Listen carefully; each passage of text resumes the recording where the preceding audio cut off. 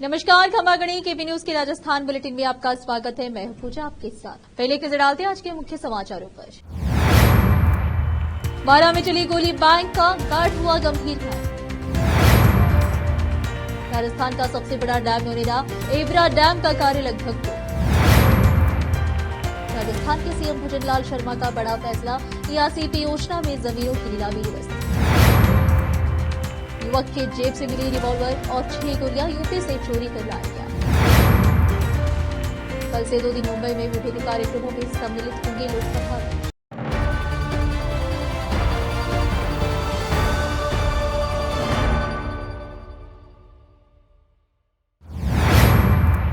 समाचारों का सिलसिला शुरू करते हुए देखते समाचार विस्तार से। बारां शहर के नर्मदा चौराहा गद्दी नाले के पास स्थित नागरिक सहकारी बैंक की मुख्य शाखा के बाहर रास्ते में अचानक बैंक गार्ड की बंदूक से गोली चल जाने से खुद गार्डन गंभीर रूप से घायल हो गया, जिसे गंभीर हालत में जिला अस्पताल में भर्ती कराया गया। एसपी राजकुमार चौधरी ने बताया कि नागरिक सहकारी बैंक बारां का सुरक्षा गार्ड भंवर सिंघाड़ा प्रधान शाखा से अपनी मुख्य शाखा में 2 अधिकारियों के साथ कैसे लेकर आया था। अधिकारियों के साथ वापस जाते समय सुरक्षा गार्ड की बंदूक दुर्घटना बस चल गई, जिससे गार्ड चोटिला हुआ, जिसे जिला अस्पताल में प्राथमिक उपचार के बाद कोटा रेफर किया गया। सदर थाना सीआई रामविलास मीणा ने बताया कि बैंक के सीसीटीवी फुटेज से सामने आया है कि बैंक से कैसे क्षमा कर जाते समय गार्डन के द्वारा नीचे झुकने पर अचानक राइफल चलने की यह घटना हुई है। गोली गार्ड के चेहरे को चीरती हुई निकल गई। यह किसी लूट या किसी के द्वारा हथियार चलाने की कोई घटना नहीं है, स्वयं के साथ ही उसी के हथियार से घटना घटी है। पुलिस के आगे की कार्रवाई जारी है। पारा से संवाददाता ब्रजेश यादव। इस तरह का पूरा मामला है, उसको फायरिंग की घटना नहीं कह सकते। हमारे यहाँ जो नागरिक सहकारी बैंक है बारां आपका, खाती कॉलोनी धर्मादा चौराहे पे, वहाँ पर जो उनके गार्ड हैं भंवर सिंघाड़ा, वो अपना कुछ पैसा जमा करवा करके मुख्य ब्रांच से लेके आए थे, अपने बैंक में जमा करवा करके वापस जा रहे थे। बैंक के एक कर्मचारी साथ में स्वयं की जो एक नाली बंदूक थी उनकी, दुर्घटनावश उससे फायर हुआ, उसमें वो चोटिल हुए, दुर्घटना हुई और यहाँ प्राथमिक उपचार के बाद में उनको कोटा रेफर किया। Thank you. साढ़े 5:30 के लगभग सूचना मिली कि सहकारी बैंक ये धर्मादा रोड है, जहाँ कोई गोली चल गई गार्ड के, इतनी सी सूचना मिली। उस पर तुरंत जो बाजार में जो हमारी मोबाइलें थी उनको अलर्ट करके रवाना किया, अधिकारियों को सूचित किया, कंट्रोल रूम को सूचित किया, नाकाबंदी कराई कि हो सकता है किसी बदमाश चलाए। लेकिन जैसे मौके पहुंचे अधिकारी भी मौके पहुंचे, श्रीमान एसपी साहब भी पहुंचे, तो देखा यहाँ टीवी जो बैंक है इसका फुटेज देखा गया। उसे है कि 2-3 कर्मचारी गार्ड सहित 2 कर्मचारी थे जो केस जमा कराने आए थे 4 मूर्ति से। करीब 34 लाख रुपए का जो केस था उनका, वो केस जमा कराने के बाद में तीनों ही वापस इस बैंक से जा रहे थे, जहाँ इसी बैंक का जो कैमरा लगा उसमें फुटेज देखा। वो जाते वक्त गार्ड उनके पीछे चल रहा था, 2 लेडीज और एक पुरुष जो कर्मचारी थे वो आगे चल रहे थे। अचानक वो जो गार्ड है जिसका नाम है भंवर सिंह, वो नीचे झुकते, उनकी राइफल आगे थी, वो झुकते वक्त। अशोक गहलोत का आज 3 मई को जन्मदिन है। राजस्थान के पूर्व सीएम अशोक गहलोत आज 73वां जन्मदिन मना रहे हैं। पार्टी कार्यकर्ता और नेता सहित दूसरे दलों के नेताओं की तरफ से उन्हें बधाई और शुभकामनाएं संदेश आ रही है। पूर्व डिप्टी सीएम सचिन पायलट भी पीछे नहीं रहे, उन्होंने भी सोशल मीडिया एक्स पर लिखा, राजस्थान के पूर्व मुख्यमंत्री अशोक गहलोत जी को उनके जन्मदिन पर हार्दिक बधाई और शुभकामनाएं। ईश्वर आपको स्वास्थ्य, खुशहाल एवं दीर्घायु जीवन प्रदान करे। राजस्थान सीएम भजनलाल शर्मा ने भी बधाई दी। सीएम भजनलाल ने सोशल मीडिया प्लेटफॉर्म एक्स पर लिखा, राजस्थान के पूर्व मुख्यमंत्री अशोक गहलोत जी को जन्म दिवस की हार्दिक शुभकामनाएं। प्रभु श्री राम से आपके उत्तम स्वास्थ्य एवं दीर्घायु की कामना करता हूं। बात यही खत्म नहीं हुई। अशोक गहलोत को जब सचिन पायलट और सीएम भजनलाल शर्मा से बधाई संदेश मिले तो वे उनका जवाब देने में पीछे नहीं रहे। उन्होंने सोशल मीडिया एक्स पर सचिन पायलट को जवाब में लिखा, सचिन जी आपकी शुभकामनाओं का हार्दिक आभार। सीएम भजनलाल को कहा, मुख्यमंत्री जी शुभकामनाओं के लिए धन्यवाद। राजस्थान के कोटा जिले की पिपलदा विधानसभा में काली सिंध नदी पर बनाया गया राजस्थान का सबसे बड़ा डैम नोनेरा एवरा डैम का कार्य लगभग पूर्ण हो चुका और इस वर्ष के अगले माह से इसमें पानी के भराव की टेस्टिंग को लेकर तैयारियां शुरू की जा रही है और जून माह से इसमें टेस्टिंग के लिए पानी भराव का कार्य किया जा रहा है। ईआरसीपी योजना के हार्ड हृदय के रूप में अपनी पहचान रखने वाला यह बांध लगभग पूर्ण रूप से तैयार है और राजस्थान में ईआरसीपी का पहला बांध है जो तैयार होकर और ईआरसीपी योजना को जन्म देने को आतुर है। इटावा से जितेंद्र कुमार नागर की रिपोर्ट। राजस्थान के मुख्यमंत्री भजनलाल शर्मा ने शुक्रवार दोपहर बड़ा फैसला लेते हुए ईआरसीपी योजनाओं में जमीनों की नीलामी को निरस्त कर दिया है। राजस्थान सरकार में मंत्री किरोड़ी लाल मीणा ने नीलामी में गड़बड़ी को लेकर सीएम शर्मा को शिकायत भेजी थी, जिस पर मुख्यमंत्री ने अब कार्रवाई की है। सीएम के आदेश पर जल संसाधन विभाग के बीकानेर और अलवर में हुई नीलामी को निरस्त कर दिया है। दरअसल राजस्थान में लोकसभा चुनाव के दूसरे चरण के चुनाव प्रचार के बीच राजस्थान सरकार के मंत्री किरोड़ी लाल मीणा ने पूर्वी राजस्थान नहर परियोजना ईआरसीपी योजना में अपनी ही सरकार के विभाग पर भ्रष्टाचार के आरोप लगाकर खलबली मचा दी थी। कृषि मंत्री किरोड़ी लाल मीणा ने मुख्यमंत्री भजनलाल शर्मा को पत्र लिखकर ईआरसीपी योजना में जल संसाधन विभाग पर भ्रष्टाचार के गंभीर आरोप लगाए। किरोड़ी लाल मीणा ने पत्र में लिखा था कि योजना में जमीन बेचने में करोड़ों का खेल हुआ है। जल संसाधन विभाग के अधिकारियों ने अलवर शहर से मुख्य मार्ग की जमीन ईआरसीपी को हस्तांतरित करने में खसरा नंबर 44 को अनुचित तरीके से नीलाम कर दिया गया है। किरोड़ी लाल मीणा ने आरोप लगाया है कि 50 करोड़ की जमीन मात्र 9 करोड़ में बेच दी गई है। अलवर जिला कलेक्टर को भी जमीन बेचने की जानकारी नहीं है। दिल्ली के एक कंपनी से ईआरसीपी आयोग के अधिकारियों ने 60 गांठ कर बाजार भाव में जमीन की कीमत कम दामों पर बेचकर सरकार को 35 करोड़ का चूना लगाया है। किरोड़ी लाल पत्र में मुख्यमंत्री भजनलाल शर्मा से मांग की है कि जमीन बेचान में करोड़ों का खेल हुआ है। भूमि के अनियमित बेचना को निरस्त करवाकर दोषियों के खिलाफ कार्रवाई की जाए। रोकते समाचारों का सिलसिला ब्रेक के लिए, जल्द लौटते हैं ब्रेक के बाद। हिंदुस्तान के हर कोने में हम हैं मौजूद। 24 घंटे हालात पर गहरी नजर, खबरों से जुड़े चुपते सवालात और आपको दिखाता है धार्मिक, सामाजिक, राजनीतिक, लोकल और इंटरनेशनल न्यूज की सबसे बेहतर कवरेज जो आपको रखती है हर पल बाखबर। देश और दुनिया भर की खबर के लिए देखते रहें केपी न्यूज 24/7। ब्रेक के बाद आपका स्वागत है। आइए देखते समाचार। आसपुर थाना पुलिस ने एक बाइक चालक युवक की जेब से रिवॉल्वर और 6 गोलियां बरामद की है।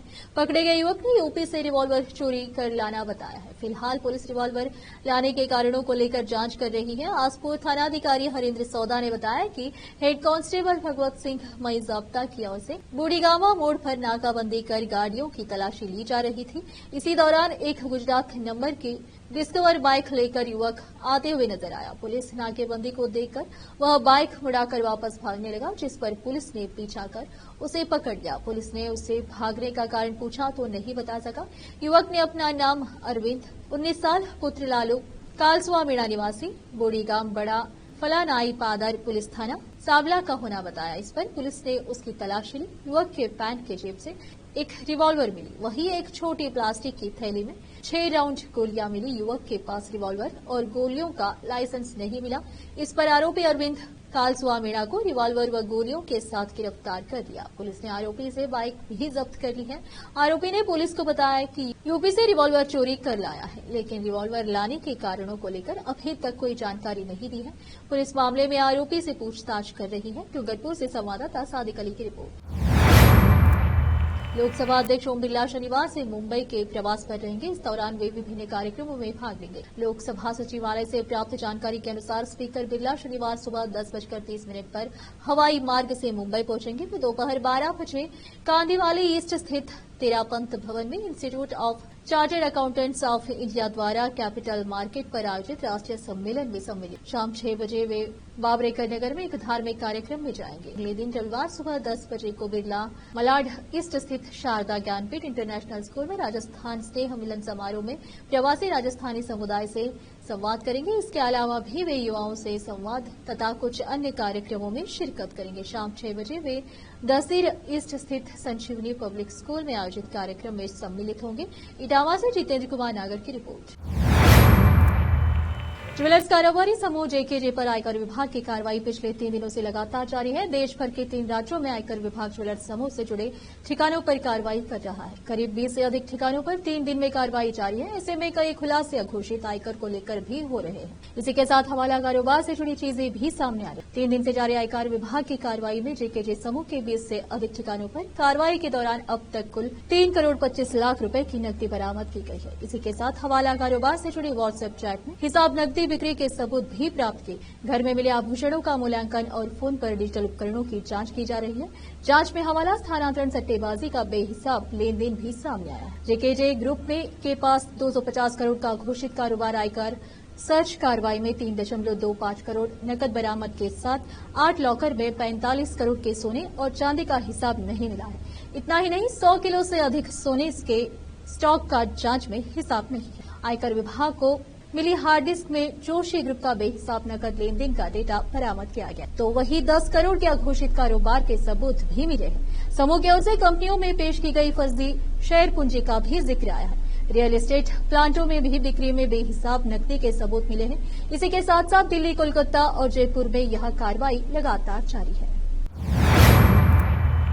सुल्तानपुर नगर में शीतल प्याऊ का किया शुभारंभ। बस स्टैंड पर समाजसेवी संस्था दिल्ली की हेल्पलाइन संस्था की ओर से लगाई गई सार्वजनिक शीतल प्याऊ दिकोद तहसीलदार वैभव कुमार सेठी ने फीता काट किया शुभारंभ पर सेठी ने कहा कि वैशाख माह में शीतल प्याऊ लगना पुण्य का कार्य है। संस्था के दिवंगत जयप्रकाश शर्मा की पुण्य स्मृति में लगाई गई है। शीतल प्याऊ हर वर्ष बस स्टैंड पर संस्था की ओर से लगाई जाती है। शीतल प्याऊ यह जानकारी संस्था सदस्य गोपाल पारिक ने दी है। इटावा से जितेंद्र कुमार नागर की रिपोर्ट। गर्मी की शुरुआत होने के साथ ही पूरे देश में 100 द्वीपों में शहर के नाम से मशहूर जनजातीय जिले बांसवाड़ा के दूरस्थ और सीमावर्ती गांव में पेयजल संकट का हालात बनने शुरू हो गए हैं। ग्रामीण सुबह से लेकर तपती दोपहर तक पानी का जुगाड़ करने में जुटे हुए हैं। जिले में बांसवाड़ा, कुशलगढ़, सज्जनगढ़ और छोटी सरवन पंचायत समिति क्षेत्र इससे सर्वाधिक प्रभावित है। इन दिनों सुबह 10 बजे के आसपास ही गर्मी का एहसास हो रहा है। ऐसे में ग्रामीण क्षेत्रों की स्थिति का सहज अंदाजा लगाया जा सकता है। तेज गर्मी के बीच पानी के लिए महिलाओं की भागदौड़ भी बढ़ रही है। सबसे अधिक संकट की स्थिति बांसवाड़ा और कुशलगढ़ विधानसभा क्षेत्र में आने वाले गांव में है। वहीं बांसवाड़ा विधानसभा क्षेत्र के छोटी सरवन और अंबापुरा क्षेत्र में भी कामोबेश यही हालात है। बांध के किनारे स्थित इस क्षेत्र की स्थिति चल बीच मीन प्यासी जैसी है। यहाँ बिखरी बस्तियां हैं और इनमें रहने वाली महिलाएं सुबह से ही पानी का जुगाड़ करने निकल जाती है। इन दिनों स्कूल बंद होने से बच्चे भी घर में जो बर्तन हाथ आया उसे लेकर साथ जा रहे हैं। जल संकट के बीच जन स्वास्थ्य अभियंत्रिका विभाग का दावा है कि जिले में स्थित नियंत्रण में है।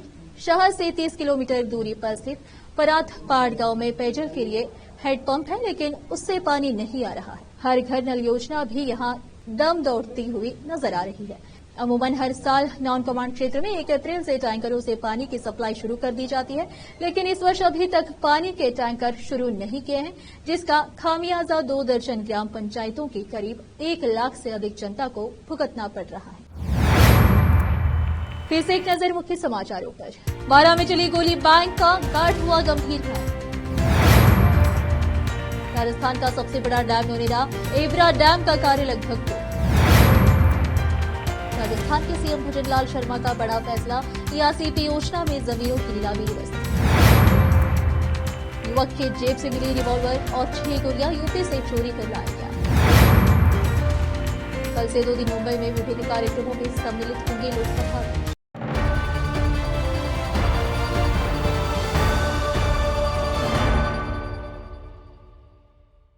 केपी न्यूज के राजस्थान के बुलेटिन में आज इतना ही। अन्य समाचारों के लिए जुड़े रहे हमारे चैनल से। केपी न्यूज 24/7 से धन्यवाद।